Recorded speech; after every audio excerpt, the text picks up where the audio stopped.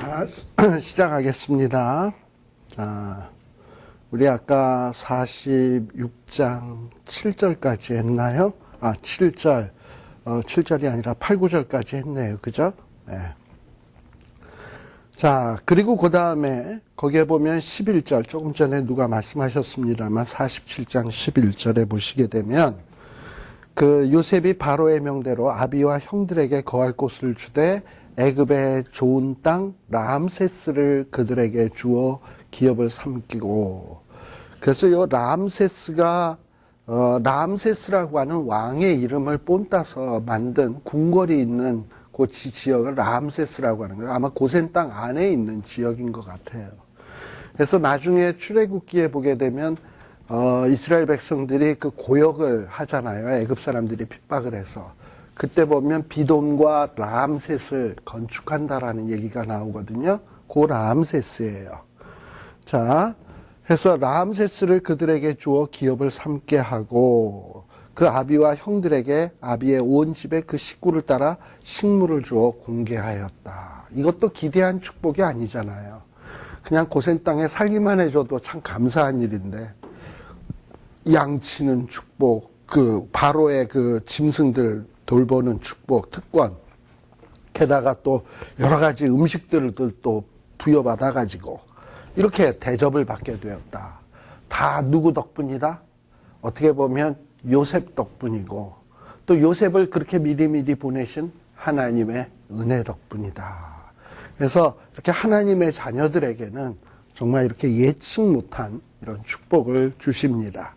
자, 그래서 이렇게 이제 이스라엘 백성들이 애굽에 도착하게 됐고요. 그 다음에 요 13절서부터는 지금 여러분 아시다시피 7년 풍년이었습니다. 그리고 요셉의 형제들이 요셉과 만나게 된 것은 7년 뒤 2년, 흉년 2년까지예요. 아직도 흉년이 몇 년 남아있냐면 5년이 남아있어야 돼요. 5년을 더 흉년을 지내야 됩니다.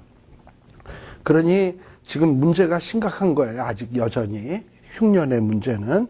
자, 그런데 이 13절서부터는 이렇게 극심한 흉년에 있을 때 이 요셉이 총리로서 얼마나 이런 행정 그리고 나라의 살림살이를 기가 막히게 얼마나 잘했는가, 그리고 이 바로라고 하는 애굽 왕에게 얼마나 유익된 존재인가 하는 것을 보여주는 내용이에요. 지금 이스라엘 백성들은 지금 애굽에 들어온 지 지금 몇 해가 뭐야? 1년도 안 됐지. 근데 이스라엘 백성들이 몇 년을 더 살아야 돼요? 이제 한 399년을 더 살아야 돼. 지금 막 들어와서 400년 사는 거니까, 그렇죠? 399년을 더 살아야 돼. 자, 그런데 만일에 요셉이 총리로서 일을 잘못한다든지, 나라 살림을 거덜냈다든지, 그럼 399년 동안 살아야 될 이스라엘 백성은 정말 얼마나 고달픈 인생이 펼쳐지겠습니까? 그런데 뭔가 이 요셉이라고 하는 존재가 참 행정이며 살림살이며 똑부러지게 잘하거든. 그래가지고 이스라엘 백성들이 그 번성하게 될 때까지, 이 수가 막 번성하게 될 때까지 편안하게 있을 수 있는 이 터전을 요셉이 마련해 주었다라는 것을 보여주기 위해서 요 13절서부터의 이야기가 등장하게 되는 거예요. 그러니까 이것도 다 뭐냐면 하나님의 은혜인 거야. 요셉에게 이런 지혜를 줬기 때문에 이 일이 가능한 거예요. 한번 보자고요. 자, 13절에 보면 기근이 더욱 심해요.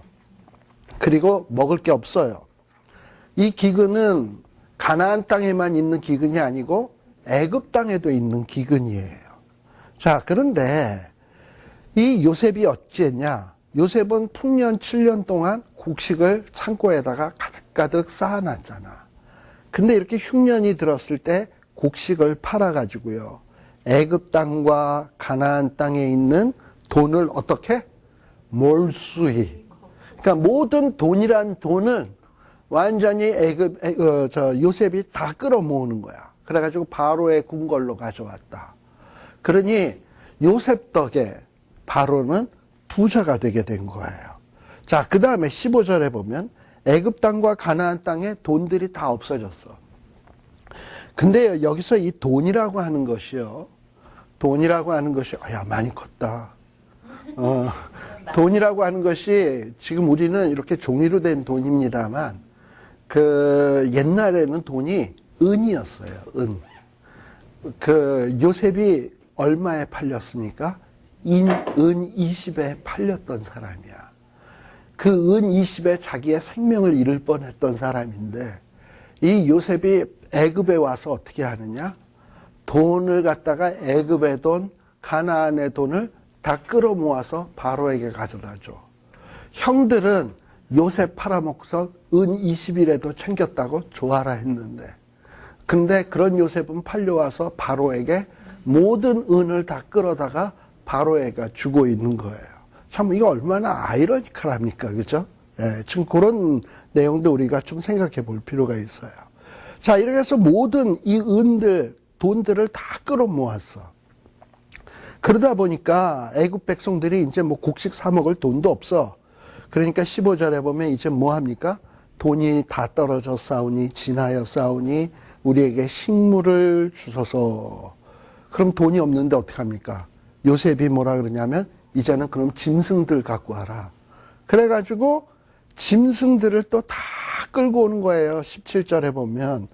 그래가지고 양떼, 소떼, 나귀떼 이런 걸 다 말아가지고 곡식을 조금씩 줬어요. 그래가지고 이 모든 양떼들이 다 누구에게로 갔냐? 또 이 애굽에 또 다 들어가게 된 거야. 짐승떼들이. 18절에 보세요. 그 애가 다 하고 새 애가 되매 무리가 요셉에게 와서 그에게 고하되 우리가 죽게 숨기지 아니하겠나이다. 이제 뭐가 다 없어졌다. 돈도 없고 짐승떼도 없고 그러니 이제 우리는 낼 것이 하나도 없다. 이제 뭐만 남았다? 몸과 전집 땅뿐이다. 그래서 우리가 어떻게 하면 이제 이게 죽겠냐. 이러다간 죽겠는데 그러니 우리의 몸과 토지를 사라. 그리고 먹을 걸 줘라.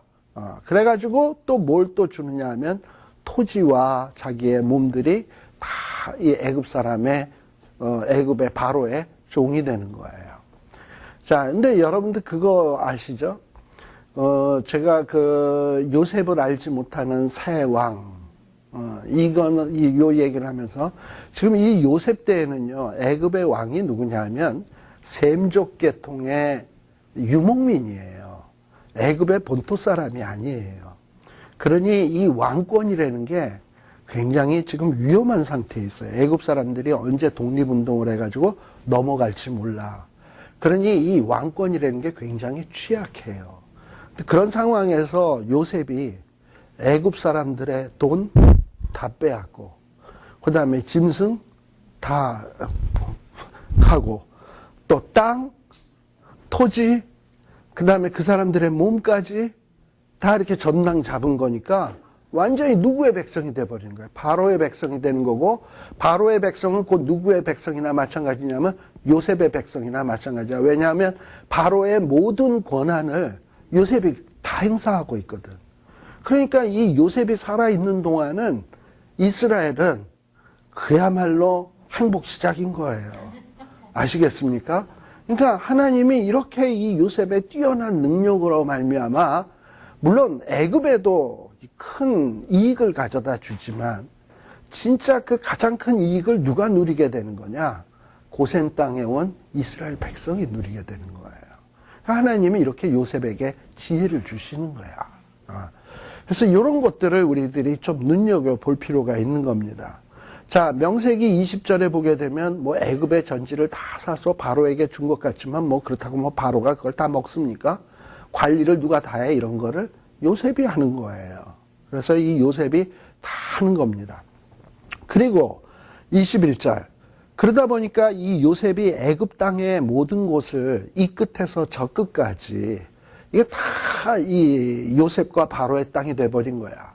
그래가지고 그 땅들을 다 소유권들을 옮기게 되는 거지. 그리고 이 끝에서 저 끝까지의 백성들을 다 성읍들에 옮겼으나. 그래가지고 이들이 땅을 다 뺏겼으니까 어디선가 살아야 될 거 아니에요. 그래서 별도의 처소를 마련해서 살도록 하고 먹을 걸 주고 그래서 생존을 보장해 주는 겁니다.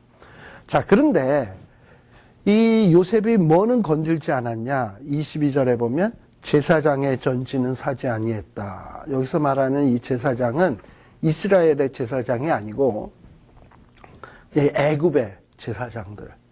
근데 이거는 요셉도 어찌할 수 없었던 거예요. 요셉의 힘으로도 불가능한 거야. 왜냐하면 애굽의 종교까지 요셉이 이렇게 터치할 만한 이런 어떤 권한은 없거든. 그러니까 이거는 옛날서부터 제사장들의 땅들은 감히 손 못 댄단 말이죠. 그러니까 이제 제사장의 땅만 빼놓고서는 다 뭐냐 하면은 모든 땅을 다 그냥 이 요셉이 관할할 수 있는 영향권 내에 두었다라는 것은 이스라엘 백성들에겐 너무나도 땡큐한 거죠. 그리고 또 거기에 보면 23절에 보면 바로를 위해서 너희 몸과 전지를 샀노라. 그러면서 뭘 주느냐 하면 씨들을 줘서 너희는 그 땅에 뿌려라. 라는 얘기는 이런 작업을 한 지가 거의 3, 4년이 되면서 이제 한 1년쯤 지나면 뭐가 되느냐 하면 다시금 이제 흉년이 끝나게 돼요. 종자를 준다라는 건 뭡니까? 다음 해에는 농사가 될 거니까 종자를 주는 거지. 만일에 다음에도 흉년이 드는데 요셉이 그걸 알고서도 종자를 주었다 그런다면 그건 뭐다? 사기다. 사기죠. 왜냐하면 근데 요셉은 뭘 아느냐 하면 풍년이 7년이고 흉년이 7년이니까 너무 잘 알아. 그러니까 그 남은 5년 동안에 처음엔 돈 거두고 그 다음에는 땅 거두고 짐승 거두고 그 다음에는 사람 몸 땅들 거두고 그리고 이제 그 다음에는 이제 농사 지을 수 있거든. 그때는 이제 종자를 줘서 이렇게 하는 거예요. 근데 그 기간 동안에 모든 권한을 다 누가 접수했다? 요셉이 접수한 거예요. 누구만 빼놓고? 제사장만 빼놓고. 근데 제사장은 왜 그러냐? 바로의 녹을 먹는 사람들이거든. 요셉이 주는 게 아니거든요. 그러니까 제사장을 제외한 나머지는 모든 게 요셉의 권한 하에 있으니 그런 상황 속에서 애굽에 이민 온 야곱의 식구들 얼마나 이게 복된 겁니까? 하나님이 이렇게 준비를 해가지고 이스라엘 백성들을 옮기시고 보호하시고 인도하신다는 거예요. 근데 이러한 어떤 하나님의 인도와 보호는 우리와는 상관없는 거냐? 아니에요. 우리와도 상관이 있는 거예요. 우리가 차마 못 느껴서 그렇지. 근데 우리가 말씀을 보고 기도하고 시간 지나보면 나도 이스라엘 사람들 못지아니하게 하나님이 이렇게 기기묘묘한 방법으로 나를 먹이시고 입히시고 보호하시는구나라는 것을 깨달을 수 있게 되는 날이 반드시 올 거예요. 그래서 찬송가에 보면 우리 이런 거 있잖아. 지금까지 지내온 것 주의 크신 은혜라. 어렸을 때는요. 저는 그냥 어떻게 불렀냐면 지금까지 아무 생각 없이 그 박자가 좋고 음정이 좋아서 그렇게 불렀어. 근데 지금쯤 되면은 지금까지 하면은 벌써 머리 연상 속에 슬라이드가 쫙 비춰져. 제 살아온 어떤 여러 가지 이 순간순간에 그 드라마틱했던 순간들 있잖아요. 힘들었던 순간도 있고, 그리고 그걸 통해서 내가 어떻게 훈련받아줬었고, 그래서 내가 어떻게 해서 지금 와 있는지, 이런 것들이 쫙 스크린처럼 이렇게 머릿속에 흘러가면서 지금까지 지내온 것 하면 여러분들도 나름대로 스크린이 쫙 이렇게 지나갈걸? 그런 거예요. 그래서 이렇게 지금 이스라엘 백성들도 이 순간에는 잘 모르지만 요셉이 똑똑하구나. 그래 놓고서는 가만 보니까 살다가 보니까 요셉이 이렇게 똑똑해가지고 이렇게 우리가 호강을 하는구나. 이런 거를 뼛속 깊이 느끼기 시작하는 거지. 그러면서 하나님 요셉의 형제들은 우리가 동생을 팔아먹었는데 하나님의 이렇게 깊은 뜻이 있었구나. 요셉이 말한 대로. 이런 거를 다시금 실감하게 되는 거죠. 그러면서 하나님의 은혜에 대한 깊은 자각이 있어야 신앙이라는 건 이런 하나님의 은혜에 대한 깊은 자각이 있어야 마음에서 우러나는 충성과 사랑이 나오게 돼 있지 그거 없이는 그 신앙의 성숙이 없어요. 그래서 지금 여기에 나타나는 이 요셉의 탁월한 모습 어떻게 보면 요셉의 탁월함만 얘기하는 것이 아니라 이 일로 인해서 이스라엘 백성이 받을 어떤 은혜, 축복 이런 것을 우리들이 엿볼 수 있어야 된다라는 거예요. 그런데 이렇게 어떤 사람들은 이런 얘기를 할 수도 있어요. 아, 요셉이 이렇게 매점매석하고 모든 사람들의 재산을 빼앗고 돈도 몰수히 모으고 아주 요셉은 나쁜 사람이네. 바로에 아주 수족이 돼가지고 바로만 배불리고 다른 사람들은 가난하게 만든 아주 그냥 좀 경제를 갖다가 평등하게 만든 게 아니라 너무 한 곳에 집중시킨 어떤 경제범, 경제사범 뭐 이런 걸 먼저 아는 비밀을 이용해서 어떤 모든 재산을 축적하는 어떤 이런 경제사범 같이 뭐 이렇게 생각을 하는 사람도 좀 있어요. 근데 그건 그렇지 않은 것이 24절에 보면 추수의 5분의 1을 바로에게 상납했다라는 말이 나오죠. 어떤 나라치고 이 나라에서 농사 짓는 사람이 왕이나 위정자들에게 세금 안 바치는 나라는 없습니다. 근데 통상적으로 이 당시만 하더라도 고고학자들이나 역사학자들을 얘기하기를 헤로도토스라고 하는 역사학자가 이야기하기를 보통 왕에게 농사 짓는 사람들이 세금을 얼마 냈냐? 3분의 1을 냈대. 자기네들이 그해 농사를 지었으면 3분의 1은 왕에게 3분의 2로 자기가 먹고 사는데 지금 요셉의 경우는 뭐냐면 추수를 했으면 5분의 4는 자기네들이 먹고 5분의 1을 내는 거니까 굉장히 세금을 덜 받은 거라는 거예요. 그리고 백성들에게 굉장히 혜택을 주고 있는 거라는 겁니다. 그러니 이 요셉은 애굽 사람들에게도 신임을 받았다라는 거예요. 자, 그거를 우리가 어떻게 알 수 있냐 하면은 거기 보면 5분의 1을 바로에게 상납하고 5분지 4는 너희가 취해서 종자도 삼고 양식도 삼고 뭐 어린아이의 양식도 삼으라. 이러고 백성들을 참 편안하게 해줬거든요. 그랬더니 애굽의 백성들도 뭐라고 얘기하냐. 25절.